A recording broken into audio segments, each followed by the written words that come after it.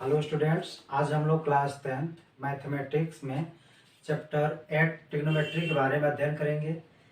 इसमें हम लोग इस वीडियो में जो अध्ययन करेंगे उसमें है त्रिकोणमितीय अनुपात, जैसे sine theta, cos theta, tan theta, cot theta, sec theta और कोसेक थीटा तथा भुजाओं के अनुपात के बारे में अध्ययन करना है।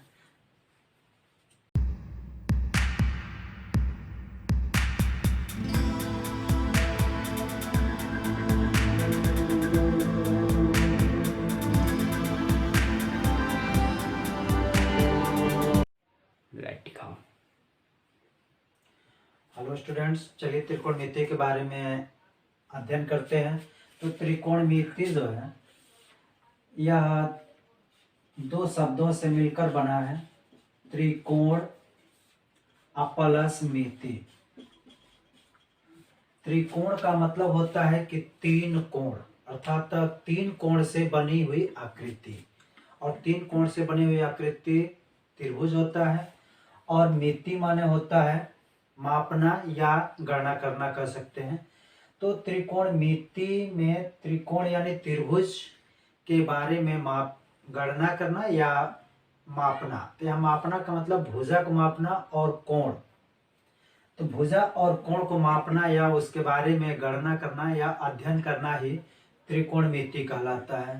तो यहाँ त्रिकोणमिति शब्द को हम लिख सकते हैं। त्रिकोणमिति का मतलब है कि तीन कोण से बनी आकृति, यानी हम इसको कह सकते हैं त्रिभुज।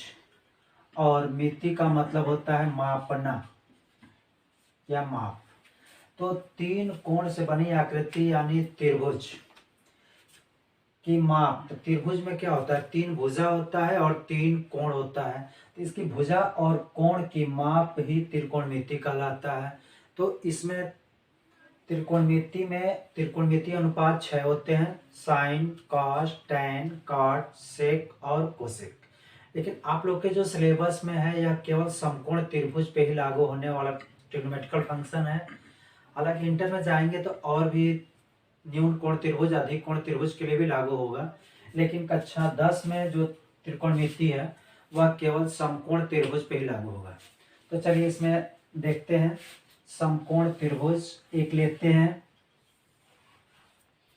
एक त्रिभुज हो गया ABC, इसमें कोण B समकोण है, अर्थात 90 अंश का है।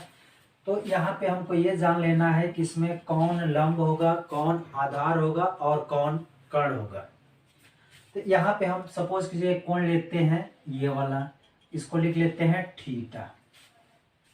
अब इसमें हमको ये चेक करना है कि कौन लंब है, कौन आधार है और कौन कर्ण है। इसको जानना सबसे जरूरी है, क्योंकि ये नहीं जान पाएंगे तो त्रिकोणमिति नहीं लग पाएगा। इसीलिए इसमें जानिए लंब क्या होता है। तो जो कोण हम ले रहे हैं, जैसे हमने कोण लिया थीटा, तो थीटा के सामने वाली जो भुजा है वह लंब होगा।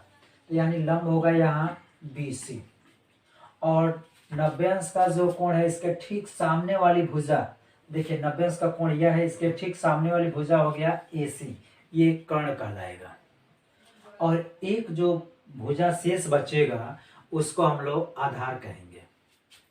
तो यहाँ देखिए थीटा के सामने वाली भुजा को लंब कहते हैं और 90 अंश के सामने वाली भुजा को कर्ण कहेंगे, और एक जो बचेगा इसको हम कहेंगे आधार। तो हम इसको ऐसे याद करने के पर्पज से हम बता दे रहे हैं कि थीटा के सामने की भुजा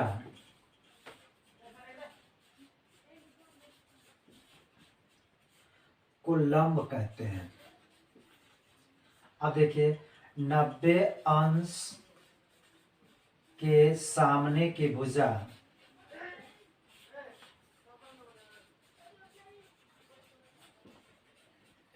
इसको कर्ण कहते हैं।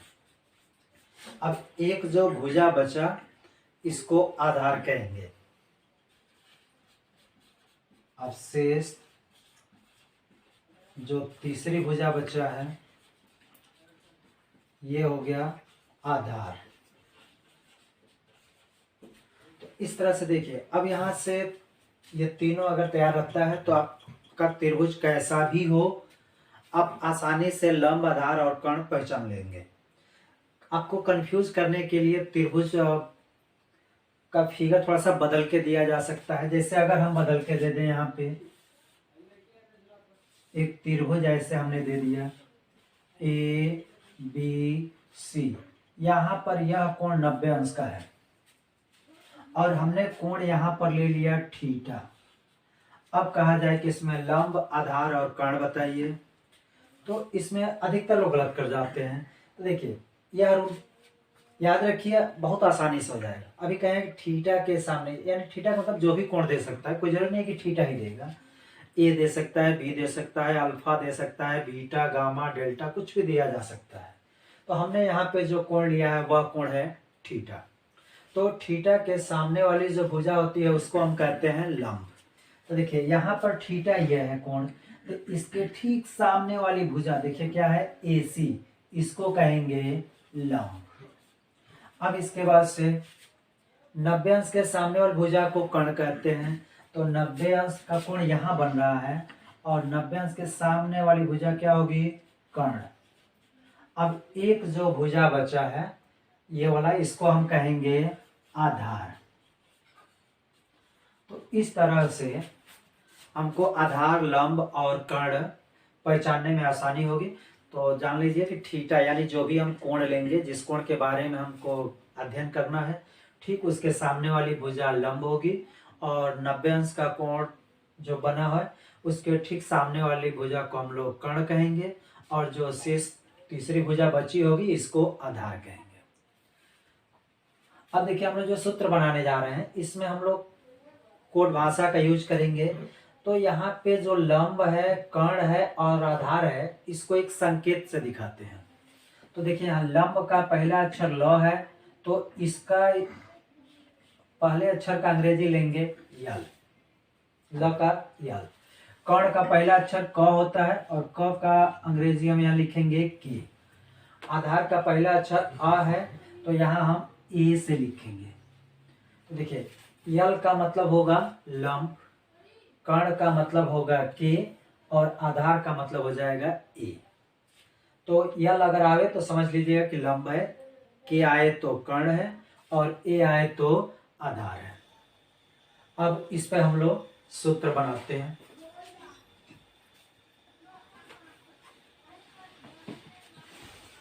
चलिए अब त्रिकोणमिति में देखते हैं कि त्रिकोणमिति जो अनुपात होता है और भुजा में त्रिकोणमिति का जो फलन है साइन, कॉस, टैन, कॉट, सेक, कोसेक, और भुजा में क्या अनुपात होता है इसके बारे में सूत्र बनाते हैं। तो देखिए इसमें आपको क्रम से याद रखना है। क्रम से याद रखने से फायदा ये होगा कि जो भी सूत्र है एक ट्रिक से याद हो जाएंगे, नहीं तो आपको रटना पड़ेगा। इसलिए आपको क्रम से याद रखना है। हमने यहाँ कोण थीटा लिया है, इसलिए यहाँ लिख रहे हैं sine theta, cos theta, tan theta, cot theta, sec theta और कोसेक थीटा। अब देखिए sine theta, cos theta, tan theta, cot theta और सेक और कोसेक थीटा। अब यहाँ पे ये जो भी ट्रिग्नोमेट्रिकल फंक्शन लिखे गए हैं यह सब शॉर्ट फॉर्म में लिखे गए हैं, क्योंकि ये जो साइन लिखा गया है यह साइन इसका पूरा होता है, यह साई या नहीं साइन। ये कास्ट लिखा गया है, केवल कास्ट नहीं होता है, इसका पूरा कोसाइन होता है। पूरा नाम कोसाइन है, इसका टेंजेंट है, इसका कॉटेंट है, इसका सेक्टेंट है और इसका कोसेंट है। लेकिन हम लोग इसका संक्षिप्त नाम ही याद रखना है। तो यहाँ पे साइन थीटा बराबर क्या होता है, कॉस थीटा बराबर क्या होता है, टैन थीटा बराबर क्या होता है, कॉट थीटा बराबर सेक थीटा और कोसेक थीटा बराबर। इसके लिए एक ट्रिक बता रहे हैं, इससे आपको बहुत आसानी से याद हो जाएगा और आप लिख भी सकते हैं। तो चलिए इसके लिए हम ये बताते हैं लाल बटे कक्का, यल ए यल बटे के ए। तो लाल बटे कक्का है, इसे देखिए कितना आसानी से आप लोग लिख लेंगे। देखिए यहाँ यल ए यल में यल पहले और नीचे वाले से के आ रहा है, यहाँ पर ए और के, यहाँ पर यल और ए। चलिए अब इधर से हम आएंगे और इधर से लौटेंगे। तो चलिए इधर से आ रहे हैं तो देख रहे हैं क्या पहले पढ़ रहा है, तो यल बाई के। अब फिर यहाँ पे आ गए तो क्या हो गया, ए बाई के। फिर इधर आते हैं तो यल बाई ए हो गया। अब देखिए यहाँ से आ रहे हैं तो फिर अब इधर से लौटेंगे, तो नीचे से अब लौट रहे हैं तो अब नीचे से लिखेंगे। तो नीचे से का मतलब ए बाई यल। अब इसको पलट के लिखना है, तो यहाँ पे हो जाएगा ए बाई यल। अब इसको आते हैं तो के बाई ए, और इसको लिखेंगे के बाई एल। बस हो गया, यह त्रिकोणमितीय अनुपात का सूत्र हो जाएगा। तो देखिए यहाँ पे यल को हम कहे थे, संक्षिप्त नाम ये सब है, इसको यल को कहे थे लंब, तो यहाँ यल को हम लिख लेंगे लंब, और के को कहे थे कर्ण। तो साइन थीटा बराबर सूत्र हो गया लंब बटे कर्ण। ऐसे ही ए का हो जाएगा आधार बटे के का हो जाएगा कर्ण, यल का हो जाएगा लंब, ए का हो जाएगा आधार, ए का हो जाएगा आधार बटे यल का हो जाएगा लंब। यहाँ पर के का हो जाएगा कर्ण बटे ए का हो जाएगा आधार। यहाँ पर के का क्या हो जाएगा कर्ण, और यल से हो जाएगा लंब। देखिए ये सूत्र बन गया। अब इसको यह अगर याद है लाल बट्टे कक्का से, तो आप ये सब लिख सकते हैं। अब इसको हिंदी में याद करना है, तो साइन थीटा बराबर लंब बट्टे कर्ण, काश थीटा बराबर आधार बट्टे कर्ण, टेन थीटा बराबर लंब बट्टे आधार, कॉट थीटा बराबर आधार बट्टे लंब, कोसेक थीटा बराबर कर्ण बट्टे आधार, और कोसेक थीटा बराबर कर्ण बट्टे लंब। अब देखिए इसके आधार पे हम लोग कुछ सूत्र भी बना सकते हैं।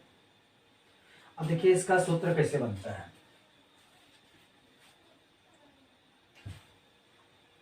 चलिए अब देखिए सूत्र में साइन थीटा बराबर है लंब बट्टे कर्ण, और यहाँ देखिए कोसेक थीटा बराबर कर्ण बट्टे लंब।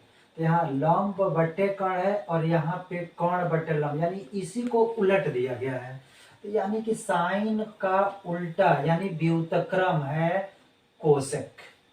तो व्युत्क्रम का मतलब क्या होता है, जैसे अगर हम कह दें कि 5 का व्युत्क्रम क्या होगा, तो यहाँ पे पढ़े कक्षा 8-9 में कि 1/5। तो 5 का व्युत्क्रम कहेगा तो 1/5। इसी तरह साइन का व्युत्क्रम कहा जाएगा तो 1/sin, कोसेक का व्युत्क्रम हो जाएगा 1/कोसेक। तो देखिए इसका जब हम व्युत्क्रम यानी उल्टा कर देंगे तो क्या निकल जाएगा कोसेक। तो यहाँ पे साइन थीटा किसका व्युत्क्रम है कोसेक का, तो हम लिख सकते हैं 1/कोसेक थीटा। तो देखिए कोसेक वाले का व्युत्क्रम है साइन और साइन वाले का व्युत्क्रम है कोसेक।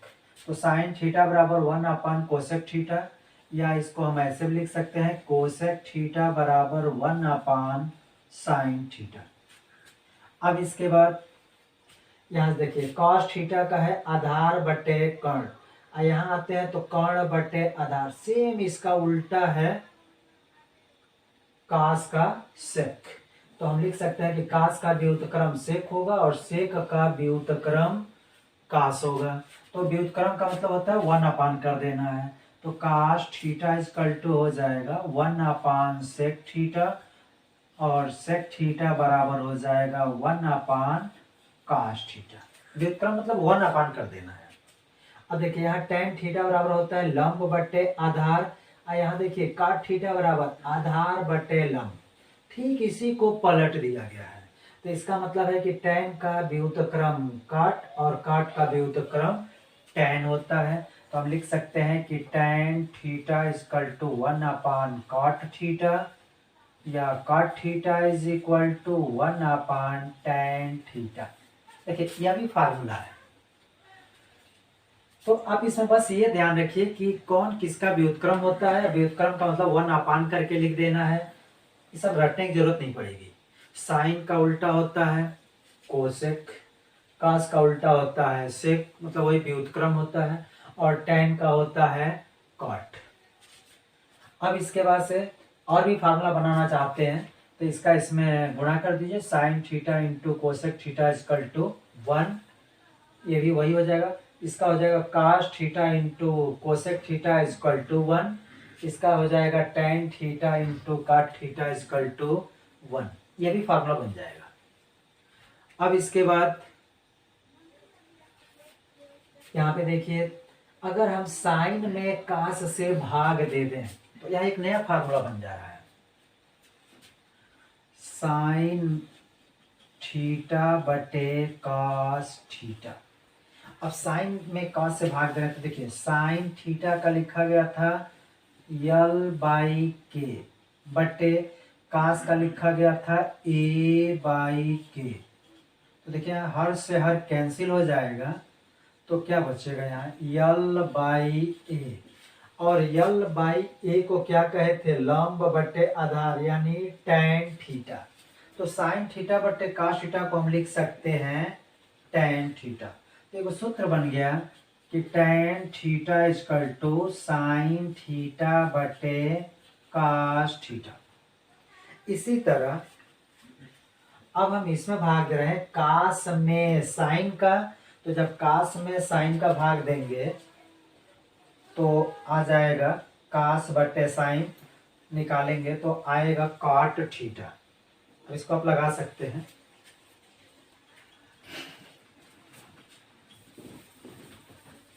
चलिए जैसे देखते हैं, कास में अगर साइन से भाग देते हैं तो क्या होता है, कास थीटा बटे साइन थीटा। तो यहाँ कास थीटा की वैल्यू देखिए ए बाई के बटे साइन की वैल्यू है यल बाई के, तो के से के कैंसिल हो गया तो हो जाएगा ए बाई यल। अब देखिए ए बाई यल यानी आधार बटे लंब, इसको हम क्या कहते हैं कॉट थीटा, इक्वल टू कितना हो जाएगा कॉट थीटा। देखिए एक सूत्र और बन गया, cot theta is equal to cos theta बटे साइन थीटा। या हम लोग जानते हैं कि साइन टैन का व्युत्क्रम होता है कॉट और कॉट का व्युत्क्रम होता है टैन। तो टैन है साइन थीटा बटे कास थीटा, तो इसको पलट दीजिए तो कॉट वैसे ही आ जाएगा कि कास थीटा बटे sine theta equal to cot theta. अब इसके बाद से ये फार्मूला हो गया। अब इसके आधार पे अब हम लोग प्रश्नावली 8.1 स्टार्ट करेंगे। तो चलिए देखते हैं नेक्स्ट वीडियो में प्रश्नावली 8.1।